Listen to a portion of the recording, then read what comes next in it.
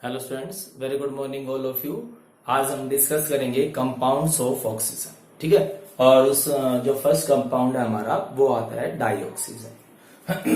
तो अब सबसे पहले जो नाम है हमारे पास ऑक्सीजन और आगे क्या लगाया हुआ हमने डाई। तो डाई का मतलब क्या होता है? टू हो गया, मतलब कि ऑक्सीजन के टू एटम्स होते हैं। अब जो O2 है, इस O2 को जनरली हम सिंपल ऑक्सीजन भी बोल सकते हैं, है ना? गलत नहीं होगा, इसको हम सिंपल ऑक्सीजन भी बोल सकते हैं, बट मोर कन्वीनियंट कौन सा होगा? Dioxygen. क्योंकि अगर हम सिंपल ऑक्सीजन वर्ड यूज करते हैं तो दिमाग में कुछ कंफ्यूजन होती है। कंफ्यूजन कैसे? अगर ऑक्सीजन है तो O भी हो सकती है, अगर ऑक्सीजन है तो O2 भी हो सकती है। दोनों में फर्क क्या हुआ?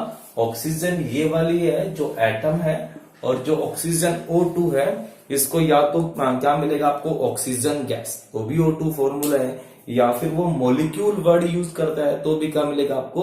O2 मिलेगा। ठीक है, तो सबसे पहले हम बात करेंगे इनकी प्रिपरेशन की, कि जो ऑक्सीजन है उसको बनाते कैसे हैं। देखो,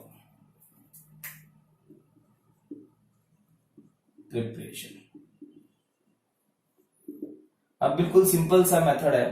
अब हमें पता है कि भाई जो एयर है, एयर में जो ऑक्सीजन है उसकी अमाउंट बहुत ज्यादा होती है। ठीक है, और वो जो एयर के अंदर जो ऑक्सीजन है वो बनती कहां से है? वो बनती है बाय फोटोसिंथेसिस प्रोसेस, है ना? उस प्रोसेस से ऑक्सीजन, जो पेड़ पौधे हैं वो ऑक्सीजन को रिलीज करते हैं। अब जो एयर के अंदर ऑक्सीजन है, हमें उसमें से ऑक्सीजन को कैसे निकाल सकते हैं? तो फर्स्ट मेथड हुआ by fractional distillation of air. By fractional distillation of air. अब फ्रैक्शनल डिस्टिलेशन में क्या करते हैं हम? भी हमारे पास एयर है, एयर के अंदर बहुत सारी गैसेज हैं जिसमें मेनली नाइट्रोजन और ऑक्सीजन और CO2 गैस है। तो हम क्या करेंगे, हमारा जो फर्स्ट काम होगा वो क्या होगा कि हम जो एयर है, एयर के ऊपर हाई प्रेशर अप्लाई करेंगे, लो टेम्परेचर अप्लाई करेंगे, जिससे वो जो एयर होगी वो लिक्विफाई हो जाएगी, लिक्विड में कन्वर्ट हो जाएगी। फिर हम क्या करेंगे, धीरे धीरे टेम्परेचर को इंक्रीज करेंगे, तो जिसका टेम्परेचर सबसे कम होगा वो सबसे पहले क्या हो जाएगी, सॉरी, जिसका बॉइलिंग पॉइंट सबसे कम होगा वो सबसे पहले बॉइल हो जाएगी और उस जो बीकर होगा उसमें से बाहर चली जाएगी। ठीक है, तो जो ऑक्सीजन होगा उसका नाइट्रोजन से ज्यादा होता है, मतलब क्या होगा? पहले नाइट्रोजन गैस बाहर हो जाएगी और फिर लास्ट में हमारे पास कौन सी गैस बच जाएगी? ऑक्सीजन। जो नोबल गैसेज है उनका बॉइलिंग पॉइंट सबसे कम होता है, तो सबसे पहले नोबल गैस निकलेगी, फिर नाइट्रोजन गैस निकलेगी, और बिल्कुल लास्ट में हमारे पास कौन सी गैस इवॉल्व हो जाएगी? ऑक्सीजन। जो CO2 गैस है वो इनिशियली ही सॉलिड में कन्वर्ट हो जाती है ड्राई आइस में। ठीक है, तो ये हो गया हमारा फर्स्ट मेथड। सेकंड मेथड आता है हमारे पास by electrolysis. By electrolysis of water.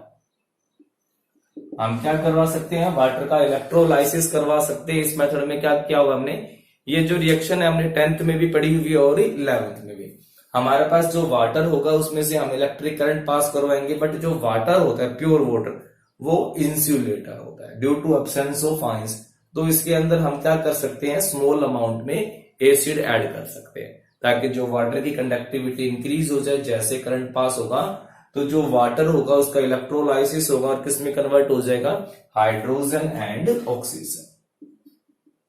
2H2O है, इलेक्ट्रोलाइसिस करवाएंगे, बट ये इलेक्ट्रोलाइसिस प्योर फॉर्म में नहीं होगा, इसके अंदर कुछ अमाउंट में हम एसिड ड्रॉप्स डाल देंगे और किस में कन्वर्ट हो जाएगा? ये हाइड्रोजन और ऑक्सीजन। तो जो हाइड्रोजन गैस है वो कहां पर इवॉल्व होगी? कैथोड पे। और जो ऑक्सीजन गैस है वो कहां पर इवॉल्व हो जाएगी? वो एनोड पे इवॉल्व हो जाएगी। ठीक है, नेक्स्ट मेथड हमारे पास आता है by thermal decomposition. By thermal decomposition of oxygen rich compound. Oxygen rich compound. Oxygen rich compound का मतलब क्या होगा? कि जिनके अंदर ऑक्सीजन की अमाउंट ज्यादा होगी। तो अब हम उनका क्या करेंगे? Thermal decomposition. थर्मल का मतलब हम उसको हीट करेंगे, हीट से वो डिकम्पोज हो जाएगा। फॉर एग्जाम्पल पोटाशियम पर मैग्नेट की MnO4 है, हाई टेम्परेचर पे क्या होगा, डिकम्पोज हो जाएगा K2MnO4 पोटाशियम पर मैग्नेट, पोटाशियम मैग्नेट में कन्वर्ट हो जाएगा plus MnO2 plus oxygen gas release हो जाएगी। ऐसे potassium chlorate KClO3 in presence of manganese dioxide और हीट कर देंगे, किसमें कन्वर्ट हो जाएगा ये 2KCl प्लस ऑक्सीजन गैस में। ठीक है, जो पर ऑक्साइड्स होते हैं वो पर ऑक्साइड भी ऑक्सीजन रिच कंपाउंड होते हैं, तो जब हम उनको हीट करेंगे हाई टेम्परेचर पे तो वो भी क्या हो जाएंगे, डिकम्पोज हो जाएंगे। बेरियम पर ऑक्साइड क्या होगा, जब मैं इसको हीट करूंगा तो 2BaO plus oxygen gas release हो जाएगी। ठीक है, तो ये क्या हो गया हमारे पास ऑक्सीजन रिच कंपाउंड का डिकम्पोजिशन। नेक्स्ट आता है हमारे पास by thermal decomposition of less reactive metal oxide. Metal oxide हमें पता ही है, बट हमें मेटल ऑक्साइड कौन से लेने हैं जो मेटल होंगे जिनकी रिएक्टिविटी कम होगी, जैसे सिल्वर हो गया, मरकरी हो गया, लेड हो गया। तो उसका बेनिफिट क्या होगा, ये जो मेटल ऑक्साइड्स होते हैं ये अनस्टेबल होते हैं, तो जैसे ही हम इसको थोड़ा सा हीट करेंगे, हीट करते क्या हो जाएंगे, ये डिकम्पोज हो जाएंगे, मतलब मेटल अलग हो जाएगा, ऑक्सीजन अलग हो जाएगा ना। ये हमने इलिंगम डायग्राम में भी देखा था। और जो मोर रिएक्टिव मेटल ऑक्साइड्स हैं जैसे कि कैल्शियम ऑक्साइड हो गया, पोटाशियम ऑक्साइड हो गया, एल्यूमिनियम ऑक्साइड हो गया, तो उनको इस मेथड से हम उनमें से ऑक्सीजन को सेपरेट नहीं कर पाएंगे। वो थर्मोडायनेमिकली ये कह सकते हो कि नॉन स्पॉन्टेनियस होगा, क्योंकि उनके लिए इतना हाई टेम्परेचर चाहिएगा, शायद वो अवेलेबल हो ही ना पाए। तो क्या करेंगे हम, जैसे कि मर्क्यूरिक ऑक्साइड HgO, इसको क्या करूंगा मैं, हीट करूंगा, किसमें डिकम्पोज हो जाएगा, मरकरी प्लस ऑक्सीजन। हमारे पास सिल्वर ऑक्साइड है Ag2O, इसको हीट करूंगा, किसमें कन्वर्ट हो जाएगा, silver plus oxygen. Lead oxide है हमारे पास Pb3O4, तो जब हम इसको हीट करेंगे तो किसमें कन्वर्ट हो जाएगा, lead plus oxygen, sorry PbO plus oxygen. ठीक है, प्लस ऑक्सीजन, तो लेड ऑक्साइड और ऑक्सीजन हमारे पास आ जाएगा। तो इन सारे मेथड से हम क्या कर सकते हैं, ऑक्सीजन को बना सकते हैं। बट जो लार्ज स्केल पे जब हम बनाते हैं तो वो कौन सा होगा, by fractional distillation of air. Clear है। अब उसके बाद बात करते हैं इसकी प्रॉपर्टीज की। तो प्रॉपर्टीज में फर्स्ट प्रॉपर्टी आती है फिजिकल, कि फिजिकली ये कैसे बिहेव करती है, कैसी अपीयरेंस होगी, वो सब चीजें फिजिकल प्रॉपर्टीज।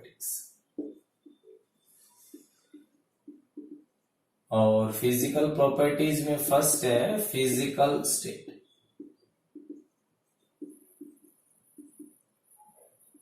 ठीक है, तो अब फिजिकल स्टेट पता ही हमें कि ऑक्सीजन है, रूम टेम्परेचर पे किस फॉर्म में मिलेगी, गैसियस फॉर्म में। तो कह सकते हैं ना कि it is tasteless, odourless, colourless gas. ठीक है, एक ऐसी गैस होगी जिसका कोई टेस्ट नहीं, कोई स्मेल नहीं और कोई कलर नहीं होगा। सेकंड आता है हमारे पास solubility.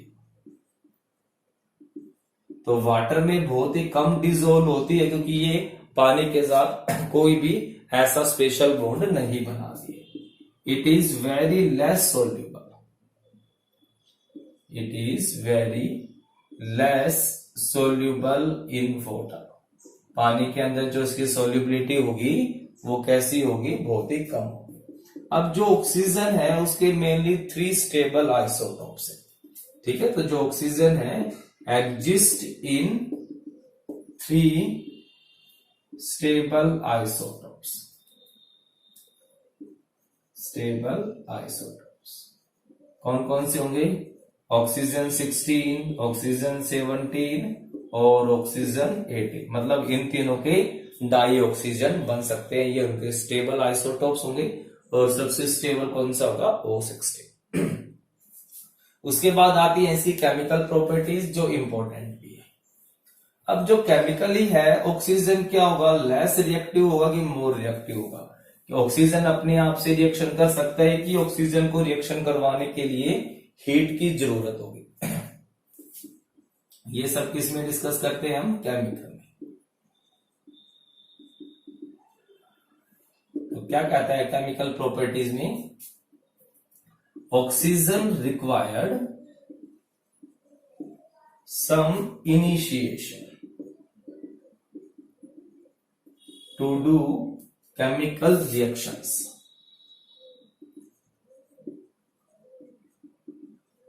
due to presence of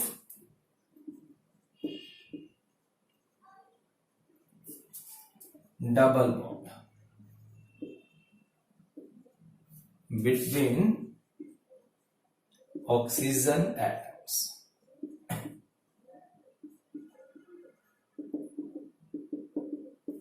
क्या कहता है कि भाई ऑक्सीजन में डबल बॉन्ड प्रेजेंट है।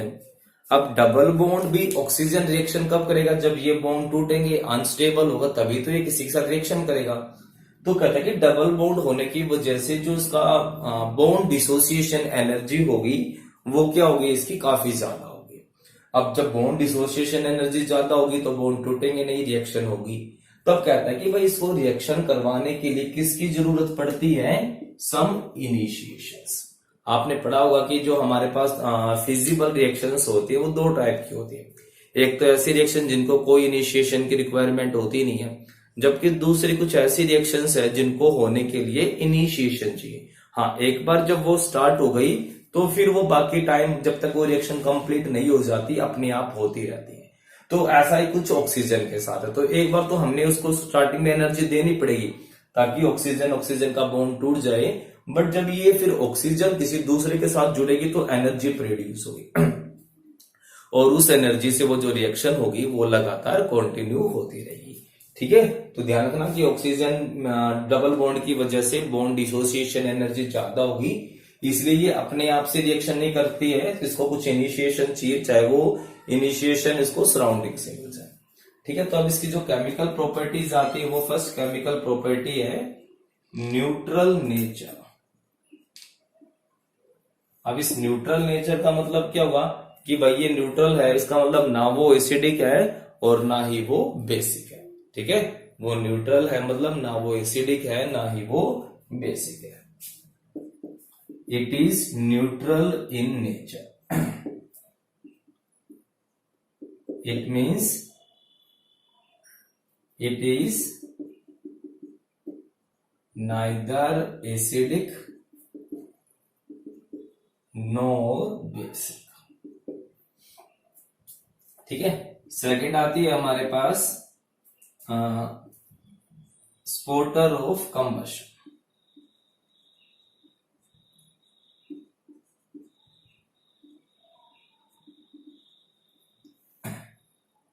अब आपको पता है कि जो ऑक्सीजन गैस होती है वो कंबस्टिबल नहीं होती है ना। जो ऑक्सीजन गैस है वो कंबस्टिबल नहीं होती है, वो खुद नहीं जलती है, बट कंबशन में हेल्प करती है वो। अगर ऑक्सीजन नहीं होगी तो कंबशन पॉसिबल ही नहीं होगा, इसलिए हम कह सकते हैं कि ऑक्सीजन क्या होगी, oxygen is a Sportster of combustion.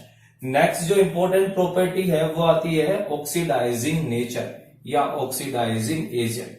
तो जो ऑक्सीजन है वो काफी स्ट्रॉन्ग ऑक्सीडाइजिंग एजेंट है, क्योंकि इसकी टेंडेंसी क्या होती है इलेक्ट्रॉन्स को लेने की, तो दूसरों से इलेक्ट्रॉन लेगी, खुद रिड्यूस होगी और दूसरों को क्या कर देगी, ऑक्सीडाइज कर देगी।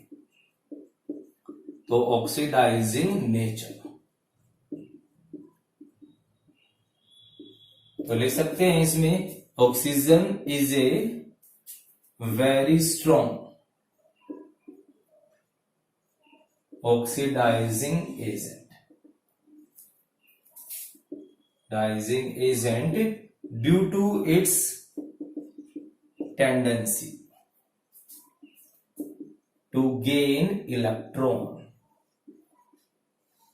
to complete its octet। ठीक है, जो इसकी टेंडेंसी है वो टेंडेंसी क्या है, इलेक्ट्रॉन्स को गेन करने की, ताकि वो क्या कर सके अपना ऑक्टेट को पूरा कर पाए, इसीलिए क्या होती है ये स्ट्रॉन्ग ऑक्सीडाइजिंग एजेंट है। अब ये क्या करती है, अब ये मेटल हो चाहे नॉन मेटल हो चाहे कंपाउंड हो, सभी को ऑक्सीडाइज कर देती है। तो सबसे फर्स्ट कर रहे हैं हम oxidation of metals. Oxidation of metals, ये मेटल्स को ऑक्सीडाइज करने की टेंडेंसी रखती है। मेटल्स तो जल्दी से ऑक्सीडाइज हो जाएंगे, इलेक्ट्रॉन लॉस कर देते हैं, जैसे 4Na plus oxygen forms 2Na2O। Sodium क्या हो गया, ऑक्सीडाइज हो गया, उसने इलेक्ट्रॉन लॉस कर दिया। 2Mg plus O2 form 2MgO, ठीक है। Aluminium plus oxygen form Al2O3। तो क्या हो रहा है यहाँ पर कि जो मेटल्स है, इवन जो लेस रिएक्टिव मेटल्स हैं लाइक मरकरी, लाइक सिल्वर, वो भी क्या कर सकते हैं, इसके साथ रिएक्शन करके ऑक्सीडाइज हो जाते हैं, ठीक है। नेक्स्ट आता है हमारे पास ऑक्सीडेशन ऑफ नॉन मेटल्स, कि जो नॉन मेटल्स है वो भी ऑक्सीडाइज हो जाते हैं। तो कौन कौन से ऐसे नॉन मेटल्स होंगे जो ऑक्सीडाइज हो सकते हैं। फ्लोरीन तो ऑक्सीडाइज होगा नहीं, वो तो स्ट्रॉन्गेस्ट ऑक्सीडाइजिंग एजेंट है। ऑक्सीडेशन ऑफ नॉन मेटल्स, देखो अब हमारे पास कौन कौन से ऐसे नॉन मेटल हैं जो ऑक्सीडाइज हो सकते, जैसे हाइड्रोजन। हाइड्रोजन ऑक्सीडाइज हो जाएगा ना ऑक्सीजन से, H2O। हमारे पास कार्बन है, carbon plus oxygen CO2। Sulphur है, sulphur plus oxygen sulphur dioxide. क्या हो रहे हैं, ये सब के सब ऑक्सीडाइज हो रहे हैं। Nitrogen plus oxygen nitric oxide, है ना। तो ये क्या करती है, इसकी जो टेंडेंसी है वो मेटल्स को, नॉन मेटल को ऑक्सीडाइज करने की है, due to strong tendency to gain electron, ठीक है। तो ये सब हो गई। ऐसे ही जो कंपाउंड है वो भी ऑक्सीडाइज हो सकते हैं। तो ऑक्सीडेशन ऑफ कंपाउंड्स, हमने बहुत सारी रिएक्शन पहले भी पढ़ी हैं और इसमें इंपॉर्टेंट भी बहुत सारी है। ऑक्सीडेशन ऑफ कंपाउंड्स, ठीक है। तो जो कंपाउंड है वो क्या हो सकते हैं, वो ऑक्सीडाइज हो सकते हैं। जैसे कि मैं अगर इंपॉर्टेंट की बात करूं, 4HCl प्लस ऑक्सीजन, यहां पर हाइड्रोक्लोरिक एसिड क्या हो रहा है, ऑक्सीडाइज हो रहा है। इस प्रोसेस को क्या बोलते हैं, डिकन प्रोसेस। इस प्रोसेस से क्लोरीन गैस इवॉल्व होती है। ये आप याद रखो कि मोस्ट इंपॉर्टेंट रिएक्शन है, पूरे चांसेस हैं रिएक्शन के आने के। इस रिएक्शन को हम क्या बोलते हैं, ओस्टवाल्ड प्रोसेस। ये भी पढ़ चुके हैं हम, है ना। नाइट्रिक एसिड बनाने के काम आती है। 2SO2 plus O2 form 2SO3। इस रिएक्शन का नाम है कॉन्टैक्ट प्रोसेस, सल्फ्यूरिक एसिड बनाने के काम आता है, ठीक है। ऐसे 2CO plus O2 form 2CO2, ठीक है। इसका कोई प्रॉपर नेम नहीं है। तो ये जो तीन रिएक्शन है ये most important, deacon process, Ostwald process and contact process. इसके अलावा और भी बहुत सारे कंपाउंड हैं जो ऑक्सीडाइज हो सकते हैं, ठीक है। जैसे ऑर्गेनिक कंपाउंड है, जब ऑर्गेनिक कंपाउंड ऑक्सीजन के साथ रिएक्शन करेंगे तो क्या होता है, उनका कंबशन हो जाता है ना, जो कंप्लीट ऑक्सीडेशन होगा, तो वो भी कर सकते हैं हम। और फिर जो हमारे पास जो मेटालिक कंपाउंड्स हैं वो भी ऑक्सीडाइज हो सकते हैं। जैसे जिंक सल्फाइड है, ऑक्सीजन के साथ क्या बना लेता है, जिंक ऑक्साइड प्लस SO2, है ना। आपने रोस्टिंग प्रोसेस पढ़ी होगी। Cadmium sulphide plus oxygen, cadmium oxide plus SO2। हमारे पास जो ऑर्गेनिक कंपाउंड है ऑक्सीजन के साथ रिएक्शन करके क्या बना लेते हैं, कंबशन हो जाएगा, ठीक है। तो ये सारे के सारे क्या शो कर रहे हैं, ऑक्सीडेशन। और ये सब क्यों हुआ, due to high reactivity of oxygen, ठीक है। तो ये सारे क्या होगी हमारे पास प्रॉपर्टीज ऑफ ऑक्सीजन। तो इन प्रॉपर्टीज बिल्कुल सिंपल सी हैं, मैक्सिमम प्रॉपर्टीज हमने पढ़ी हुई हैं। एक बार आप याद करोगे, लिख के देखोगे, तुरंत याद हो जाएगी, ठीक है। तो नेक्स्ट टॉपिक हम नेक्स्ट लेक्चर में डिस्कस करेंगे। आज के लिए इतना ही, ओके, थैंक यू।